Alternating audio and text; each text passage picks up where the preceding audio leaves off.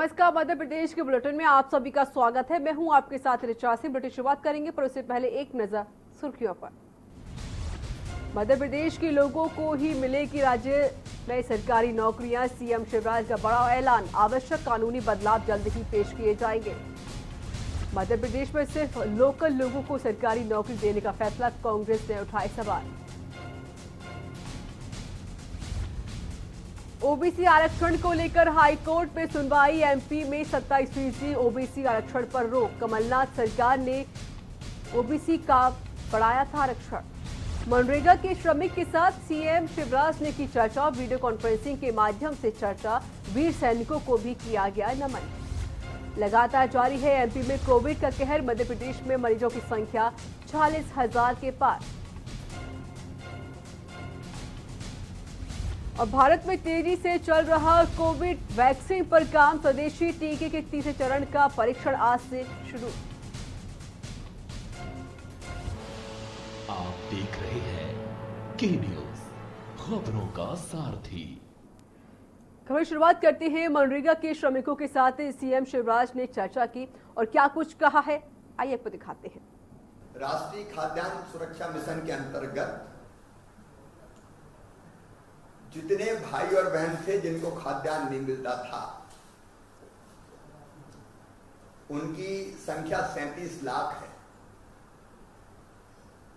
अभी मेरी जानकारी है कि 21 लाख लोगों का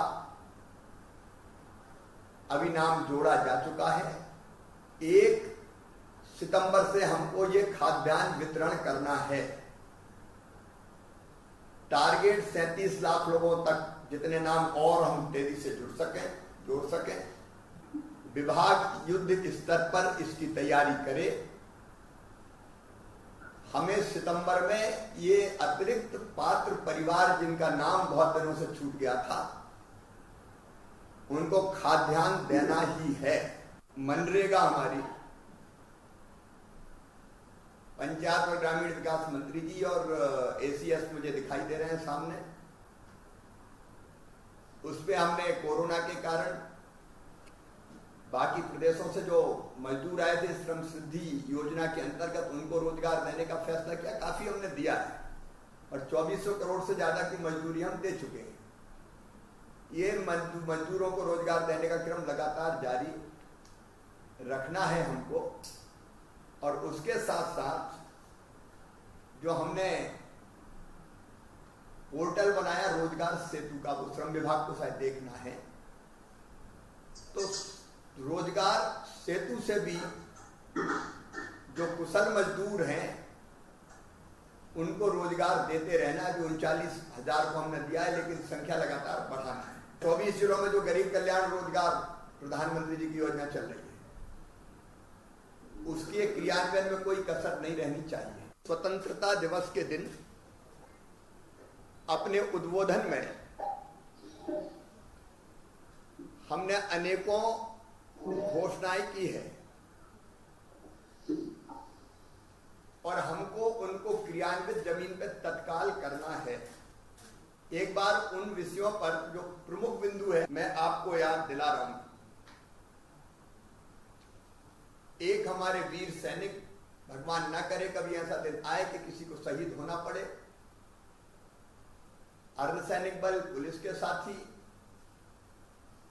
अगर अपने कर्तव्य का निर्वाह करके अपना सर्वोच्च बलिदान देते हैं तो मध्य प्रदेश ऐसा राज्य जो 1 करोड़ रुपए की सम्मान निधि, एक मकान या प्लाट, शासकीय नौकरी और उनकी प्रतिमा लगाने का काम करता है। इस समय कोविड महामारी के चलते कई जनप्रतिनिधि इसकी चपेट में आ चुके हैं, तो वहीं आज मध्य प्रदेश सरकार के उच्च शिक्षा मंत्री doctor Mohan Yadav corona virus से पॉजिटिव पाए गए हैं। अभी उनकी रिपोर्ट पॉजिटिव आना है।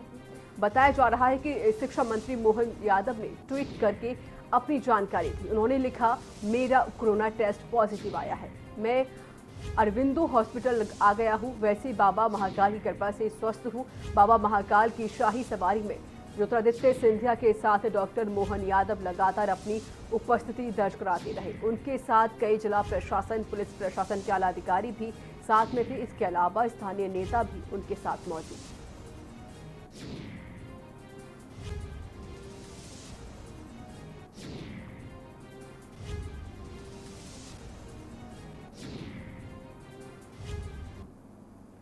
रायसेन जिला जेल में बंद दुष्कर्म का आरोपी 30 वर्षीय मचल सिंह के पेट में दर्द होने के कारण जिला अस्पताल में इलाज के लिए लाया गया था, जहां एक्सरे करने के कारण कैदी की हथकड़ी खोल दी गई थी और मौका देखते कैदी भाग निकला, जिसके बाद वो 500 मीटर दूर जाकर अदालत के पास नाले में कूद गया और उसके पीछे भाग रहे 2 आरक्षक भी नाले में कूद गए और उसे धर दबोच लिया गया। थाना कोतवाली में मामला दर्ज कराया गया है।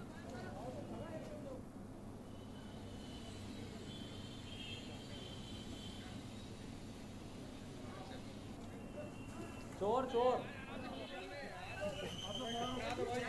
चोर है चोर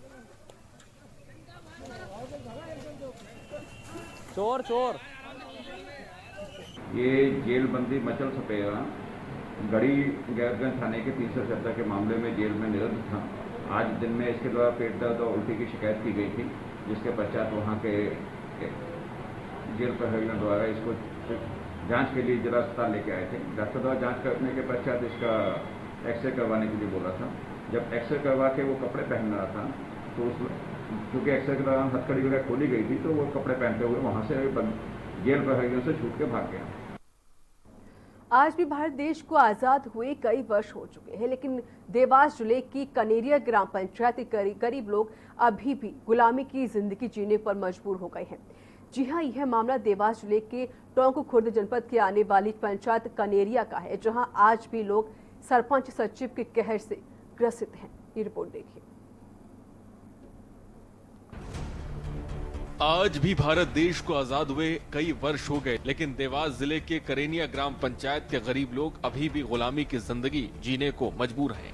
जी हां, ये मामला देवास जिले की टोंक खुर्द जनपद से आने वाली पंचायत करेनिया का है, जहां आज भी लोग सरपंच सचिव के कहर से ग्रसित हैं। वहीं जब के न्यूज की टीम देवास में रवाना हुई और ग्राम पंचायत कनेरिया पहुंची तो पाया कि कनेरिया पंचायत में आज भी लोगों को अंतिम संस्कार के लिए 2 गज की जमीन भी नसीब नहीं हो रही।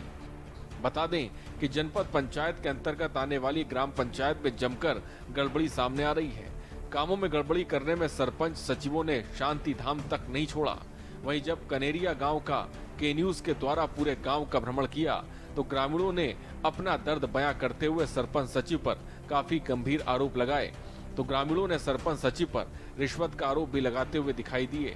ग्राम पंचायत की तो ये हालत है कि 50 वर्ष हो गए, आज तक मसान शमशान का निर्माण नहीं हुआ यहाँ पर, जबकि लोगों को खुले में जला के पानी रिमझिम गिरता है उसमें लाश को जलाया जा रहा है और यहाँ पानी की पाइपलाइन लगी हुई है, लेकिन उसमें आज तक पानी नहीं आया है। और बीपीएल में पक्षपात दीवान जी द्वारा गलत सत्यापन करवा के एक दूसरे की पर्ची काट के जमीन जायदाद वालों को भी दी जाती है। जैसे आवास योजना मिल रही है, प्रधानमंत्री योजना, इसमें उसी आदमी को दिया जा रहा है जिसके पक्के जोते बने हुए हैं और जो गरीब मांगने जाते हैं उनसे 10-20 हजार रुपए मांग रहे हैं। मतलब रिश्वत की भी मांग की जा रही है। जब के न्यूज संवाददाता ने संबंधित अधिकारियों से बात करना चाही तो अधिकारियों ने बात करना मुनासिब नहीं समझा। पंचायत में बढ़ते हुए भ्रष्टाचार को लेकर गांव वालों द्वारा संबंधित अधिकारियों को अवगत कराया, लेकिन आज तक अधिकारियों के कानों के नीचे जू तक नहीं रेंगी। ग्रामीण आवाज उठाते हैं तो दबंग सचिव बन्ने सिंह राजपूत द्वारा गरीब मजलूम बेबस लोगों की आवाज को दबा दिया जाता है। गांव वालों ने आवाज उठाते हुए संबंधित अधिकारियों को अवगत कराया, लेकिन जिम्मेदार अधिकारी कुंभकर्ण की गहरी नींद सो रहे हैं और इस ओर ध्यान नहीं दे रहे हैं। देवास से के न्यूज के लिए विक्रम गुर्जर की रिपोर्ट। विदिशा की आनंदपुर पुलिस ने बड़ी कार्रवाई करते हुए दुष्कर्म के आरोपी को गिरफ्तार करने में सफलता हासिल की है। बताया जा रहा है कि आरोपी द्वारा महिला को जबरदस्ती उठाकर ले जाया गया, जिसको करीब 3 महीने तक विदिशा में रखा गया, जहां उसके साथ दुष्कर्म किया गया। किसी तरह महिला ने परिजनों को मामले की सूचना दी। परिजनों ने घटना की जानकारी आनंदपुर पुलिस को दी। सूचना के आधार पर पुलिस ने पहुंचकर पीड़ित महिला को आरोपी के चंगुल से छुड़ा लिया। साथ ही आरोपी को गिरफ्तार कर लिया गया है। बताया जा रहा है कि 3 महीने पहले आरोपी महिला को लेकर फरार हो गया था, जिसकी सूचना महिला के पति ने आनंदपुर थाने में दर्ज कराई थी। तब पुलिस ने महिला की गुमशुदगी की रिपोर्ट दर्ज करके मामले की जांच पड़ताल कर रही थी और वहीं पुलिस ने आरोपी रामसेवक मीडा निवासी कोलापुरा को गिरफ्तार कर लिया है।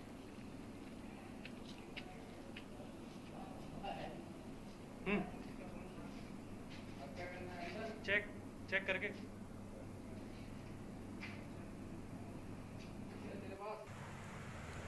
ग्राम डोडखेड़ा में दिनांक 20/5/20 को एक 30 वर्षीय महिला की गुम होने की रिपोर्ट उसके पति के द्वारा थाना आनंदपुर में की गई थी। महिला से पूछताछ करके उसने बताया कि राम सेवक मीणा जो कि कोल्हापुरा का रहने वाला है, वो उससे बलपूर्वक धमकी दे करके साथ में ले गया था तथा करीब 3 माह तक उसको विदिशा में पत्नी बनाकर रखा तथा उसका दैहिक शोषण किया। चंदेरी में कटरा बाजार में स्थित बैंक ऑफ इंडिया की शाखा में ज्यादा तक दिनों में लिंक फेल होने से लोगों को दिक्कतें हो रही हैं। पैसे निकालने में भारी परेशानी का लोग सामना कर रहे हैं। बैंक के चक्कर काट कर कर्मचारियों को कहने पर भी नहीं किया जाता है। पार्किंग की व्यवस्था अधिकतर ग्रामीण लोग गांवों से पैसे निकालने के लिए आ रहे हैं और उन्हें मायूस होना पड़ के लौटना पड़ रहा है। 3-4 बार नहीं बल्कि बैंक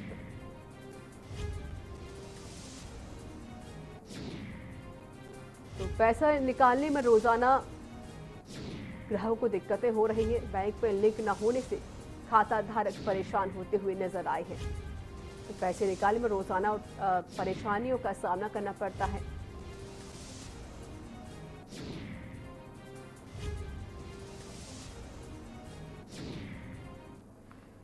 कोविड को मात देकर 95 वर्षीय सुगरा बी ने सोमवार को अपने घर वापसी की है।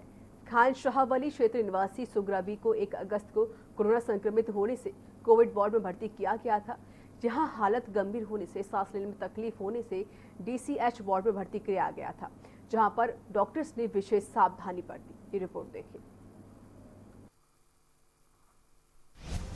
खंडवा में 95 वर्षीय महिला ने दी कोरोना को मात। स्वस्थ होकर पहुंची सुगरा बी अपने घर। सांस लेने में हो रही थी सुगरा बी को तकलीफ। 15 दिन कोविड में, 2 दिन सामान्य वार्ड में हुआ इलाज। बहुत बढ़िया। अच्छा लग रहा? बहुत अच्छा। आपकी उम्र कितनी है लगभग? 100 साल के ऊपर। क्या बात। कोरोना संक्रमण को मात देकर 95 वर्षीय सुगरा बी ने सोमवार को अपने घर वापसी की। खान शाहवली क्षेत्र निवासी सुगरा बी को 1 अगस्त को कोरोना संक्रमित होने से कोविड वार्ड में भर्ती किया गया था। यहां हालत गंभीर होने, सांस लेने में तकलीफ होने से DCH वार्ड में भर्ती सुगरा बी के इलाज में डॉक्टर्स ने विशेष सावधानी बरती थी। 15 दिन कोविड में और 2 दिन सामान्य वार्ड में भर्ती रहने के बाद कोरोना विजेता सुगरा बी ने सोमवार को घर वापसी की है। 95 वर्षीय सुगरा बी बताती है कि अधिक उम्र में कोरोना संक्रमण होने पर वो काफी डरी हुई थी। बहुत अच्छा। आपकी उम्र कितनी है लगभग? 100 साल के ऊपर। क्या बात है। और कहाँ रहते हैं आप खंडवा में? खानशावली रहते हैं। अच्छा। आपको क्या तकलीफ हुई थी तो आपको भर्ती किया था? वैसे खांसी, सांस में तकलीफ वगैरह हुई थी? 1 अगस्त को उनकी रिपोर्ट कोरोना पॉजिटिव आई और उसी दिन जिला अस्पताल की एम्बुलेंस उन्हें लेने घर आ गई। अस्पताल की बेहतर व्यवस्थाओं के चलते 15 दिन कब बीत गए पता ही नहीं चला। फिर उसके बाद आपको बराबर देखभाल हुई? कोई प्रकार की तकलीफ तो नहीं आई आपको? अरे यहाँ तो इतनी बढ़िया काम हुआ कि जिसका जी। खाना पीना सब समय से मिला, नाश्ता बहुत वगैरह बढ़िया। सब? बहुत अच्छा। अभी कैसा लग रहा है आपको? बहुत बढ़िया। चलिए आप स्वस्थ होके जाएं, यहाँ से हमारी यही मनोकामना है। जल्दी आप शीघ्र स्वस्थ होके घर जाएं वापस। बता दें कि 14 अगस्त को उनकी रिपोर्ट नेगेटिव आ गई और उन्हें डिस्चार्ज करने की कार्रवाई शुरू कर दी गई। कोविड वार्ड के डॉक्टर रणजीत बडोले व अन्य ड्यूटी डॉक्टर्स ने सुगरा बी की अधिक उम्र तथा कमजोर हालत देखकर निर्णय लिया कि सुगरा बी को कोविड वार्ड से डिस्चार्ज करके 1-2 दिन मेडिकल वार्ड में भर्ती रखा जाए। 2 दिन जनरल मेडिकल वार्ड में भर्ती रहने के बाद अब सुगरा बी अपने घर पहुंच गई है और पूर्णतः स्वस्थ महसूस कर रही है। खंडवा से के न्यूज के लिए असलम खान की रिपोर्ट। जी बिल्कुल, कोई भी आपको तकलीफ नहीं होने देंगे। हमारा पूरा प्रयास रहेगा कि आप अच्छे रहें।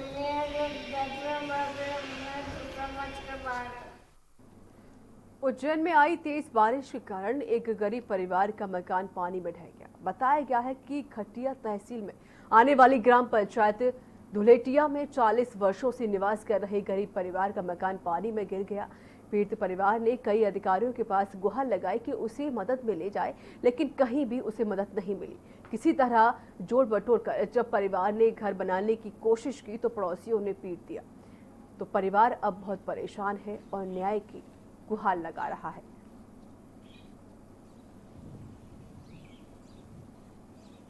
मकान गिर गया। अच्छा, हाँ, फिर क्या हुआ?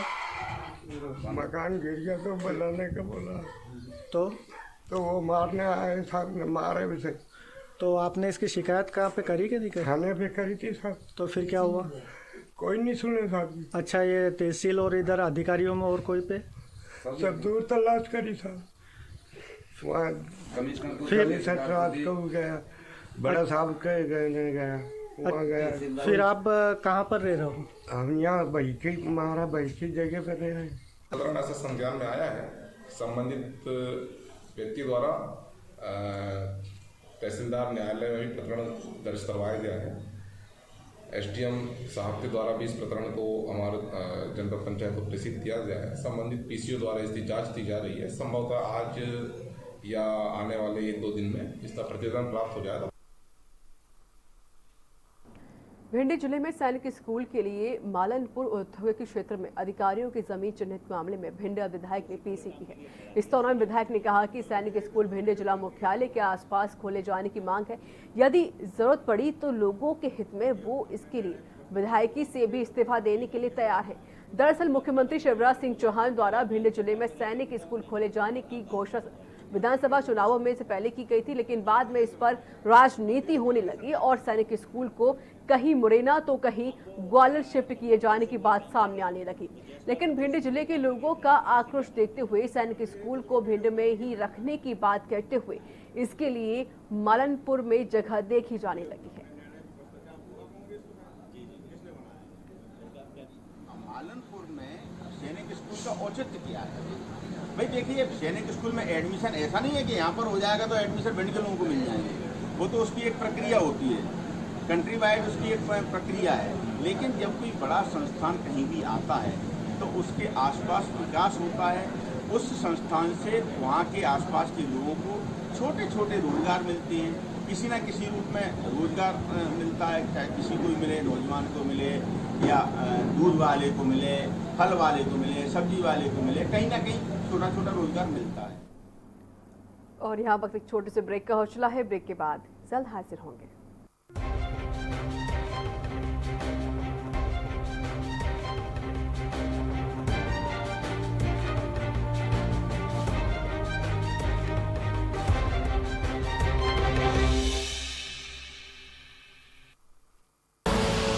आप देख रहे हैं के न्यूज, खबरों का सारथी।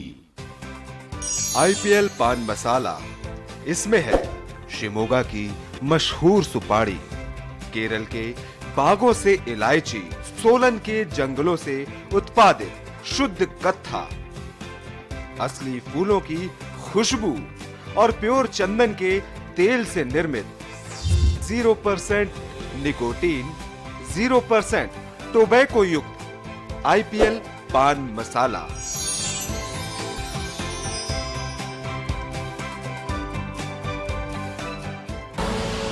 आप देख रहे हैं के न्यूज, खबरों का सारथी।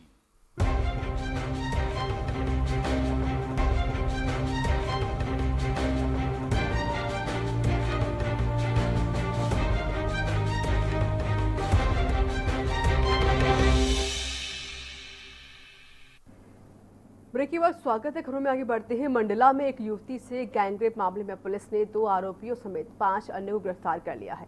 आपको बता दें कि आमाटोला के जंगल में आरोपियों ने वारदात को अंजाम दिया था। युवती के रिश्तेदार साथी की शिकायत पर मौके पर पुलिस पहुंचकर आरोपियों को गिरफ्तार कर लिया।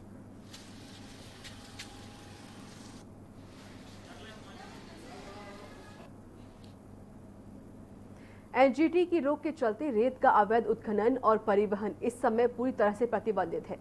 इसके बावजूद भी रेत माफिया है कि बेखौफ बने हुए हैं। यहां तक कि वह दबिश देने वाली पुलिस पार्टी को डराने से भी नहीं चूक रहे हैं। ताजा मामला पिछौर थाना क्षेत्र के गजापुर घाट का है, जहां पर बीती रात पुलिस पार्टी पहुंची तो एक ट्रैक्टर रेत से भरा हुआ और लोडर पकड़ में आ गया है। पुलिस के डर से रेत माफिया भाग खड़े हुए, पर रेत के अंधेरे में दहशत फैलाने के उद्देश्य से हवाई फायरिंग की गई। बाद में पुलिस ने 2 लोगों को कट्टा और जिंदा कारतूस के साथ गिरफ्तार कर लिया।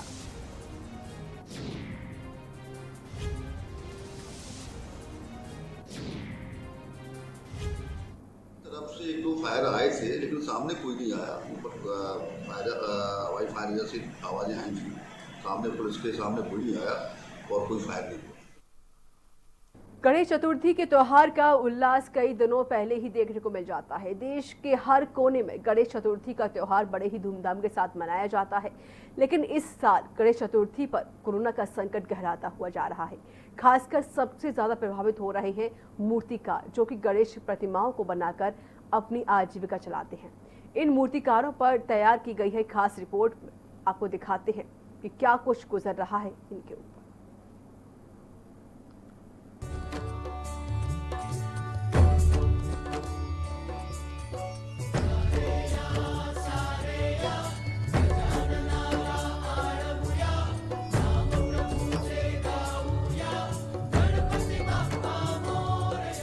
गणपति के आराधना में उनके हर भक्त की जुबान से गणपति बप्पा मोरया, मंगल मूर्ति मौर्य का जयकारा सुनने को मिलता है। लोगों में जोश भरने के लिए गणपति की बड़ी छोटी प्रतिमाएं बनाई जाती हैं, जिन्हें लोग अपने घरों में स्थापित करके कई दिनों तक उनकी पूजा करते हैं। विसर्जन के दिन बड़े ही उत्साह के साथ इन प्रतिमाओं का विसर्जन पास की नदी तालाबों में कर दिया जाता है। लेकिन लाखों प्रतिमाओं को बनाने वाले आज बेरोजगारी के संकट से जूझ रहे हैं, जिसका प्रमुख कारण कोरोना है। क्योंकि कोरोना संकट को देखते हुए सरकार ने इस बार गली मोहल्लों में प्रतिमाओं की स्थापना पर रोक लगा दी है।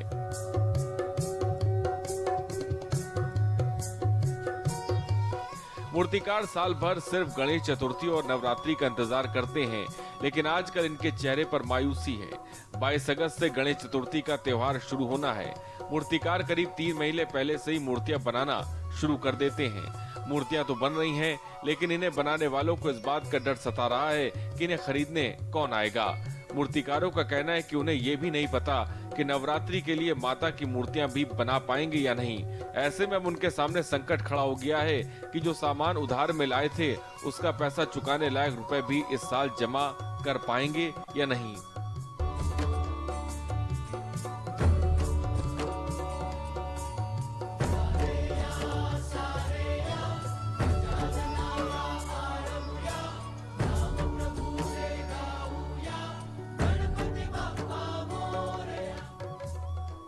कोरोना की मार मूर्तिकारों पर पड़ रही है। गणेश चतुर्थी पर भगवान गणेश तो नवरात्रि में माता की प्रतिमाओं को पंडालों में स्थापित किया जाता था। कोरोना के चलते इस बार गली मोहल्ले सहित अन्य स्थानों पर गणेश प्रतिमाओं को विराजमान नहीं किया जाएगा, बल्कि लोगों को घरों में ही मिट्टी के गणेश की प्रतिमा विराजमान करने के निर्देश दिए गए हैं।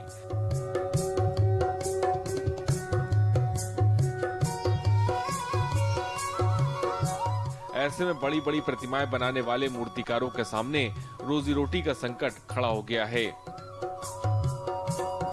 स्पेशल डेस्क, ए न्यूज़ इंडिया।